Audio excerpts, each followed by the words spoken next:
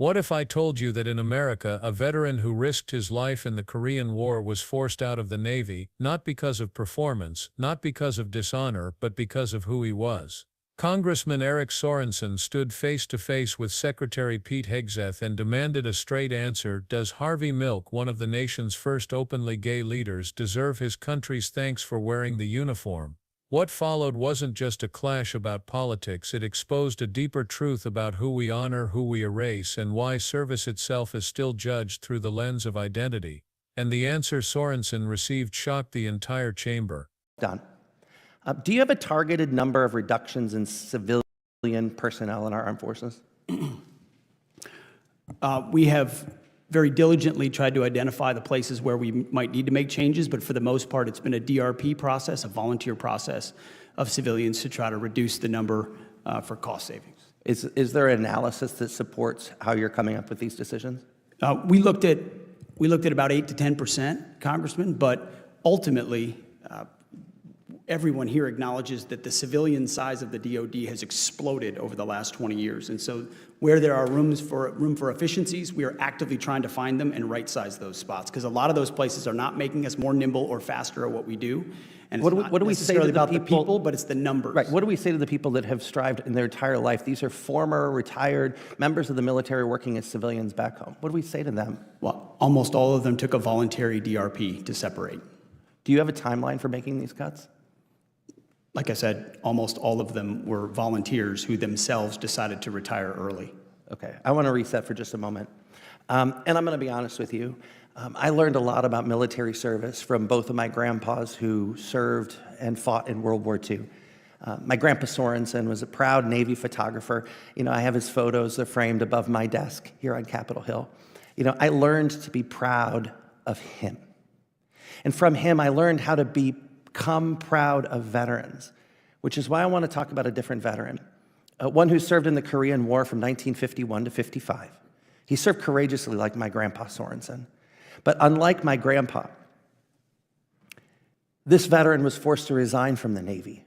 I'm talking about Harvey Milk because he was gay. You see, as a kid, all I wanted to be was the weatherman on TV. You know, I learned that I could have gone into the Army or the Navy to learn meteorology, but someone like me wasn't allowed. They didn't want someone like me, Mr. Secretary. There wasn't anything that I could do to change myself or the way that my nation thought of me. And so I want to keep this very simple. Do you believe that Harvey Milk is a veteran who deserves his country's thanks? Sir, the decision to rename the ship was... I'm just asking, do you believe that Harvey Milk is a veteran who deserves his country's thanks? Yes or no? If his service was deemed honorable, yes. Yesterday, the Secretary of the Navy was in your seat. He couldn't give me a straight answer. I disagree with your leadership and his, because I believe that every veteran deserves our thanks. We all walk in the footsteps of leaders before us. And you may not find the value in the fact that many of those people are women with different skin colors, different backgrounds, different talents, immigrants, gay, straight, transgender, disabled. You may want to change it, but you can't. Because the America that you and I both serve is a place where everyone has the ability, or should have the ability, to grow up and be the hero their grandpa was. I wanted to do that when I was a kid. We're going back to that time. Gay kids like me, they don't want to go into the Army. They don't want to go into the Navy because you don't care for them. It's happening all over our country. My grandpa taught me never to judge the value of a veteran's service. And I hope, Mr. Secretary, you learn to do the same in your capacity. And you can find it in your heart to make that part of your process. May God continue to watch over our troops, our veterans, and our military families. I yield back. Gentleman yields back. Chair. The moment began in typical congressional fashion, polite but tense. Sorensen, representing Illinois, asked a question that on the surface seemed straightforward. Do you believe bipartisanship is essential to the mission of our armed forces? Hegseth replied cautiously, saying bipartisanship could be a wonderful thing. It sounded agreeable, almost too safe, but Sorensen wasn't interested in surface-level niceties. He explained that he didn't come to Congress with political baggage, his community sent him there because they wanted solutions, real ones, and in a world drowning in conspiracy theories and political noise, he wanted clarity, not talking points. That's when the hearing shifted. Sorensen wasn't just making small talk, he was about to demand something bigger.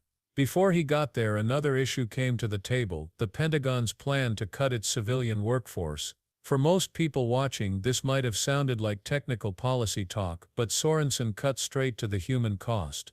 The Department of Defense had been offering early retirements to civilians, many of them retired service members now serving behind the scenes, to slim down by 8 to 10%. On paper it was called efficiency. Officials said the civilian side had exploded over the last 2 decades, so it was time to downsize. But critics warned that what Washington calls modernization often just means doing more with less. These were people who had already dedicated their lives to the military, people whose knowledge was irreplaceable. Cutting them might save money, but at what cost to readiness? Hegseth insisted it was voluntary, a matter of personal choice. Yet Sorensen pressed further, how do you justify decisions that could hollow out the very backbone of military expertise? That exchange highlighted a theme that would return later, the tension between cost politics and the people who serve. Then Sorensen pivoted. He spoke about his own family. Both of his grandfathers fought in World War II. One, a Navy photographer, left behind photos that still hang above Sorensen's desk in Washington. Those images weren't just pictures, they were reminders of pride, sacrifice, and legacy. Sorensen described how he learned to honor veterans from his grandfather's stories, how he was taught that service deserved respect no matter what. It was a personal glimpse into why this topic mattered so deeply to him.